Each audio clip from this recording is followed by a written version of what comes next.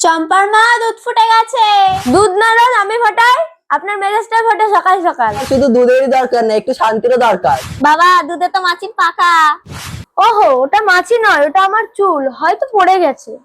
ছি মাসি, তুমি কি রান্নাঘরে হেয়ার স্টাইল করো? তোমার মতন কলেজে গেলে আমিও হেয়ার স্টাইল করতাম, এখন শুধু লুচি স্টাইল করি।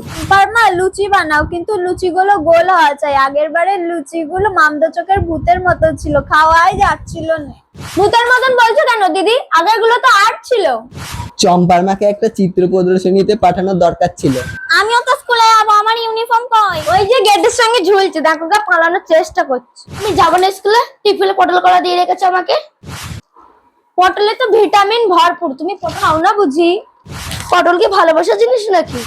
তোর মাসির কাছে সবই ভালোবাসা। তুমি ভালোবাসবে না তো কে ভালোবাসবে শুনি? এই বাড়ির 4 জনের সব আমার গল্পেই চলে। ঠিক বলেছো চম্পার মা, আমি এখন অফিসে যাবো, আমার টিফিনে যেন কোনো ভুল না হয়। সর্বনাশ, আমি ভুল করে আপনার টিফিনটা রিয়ার ব্যাগে দিয়ে দিয়েছি।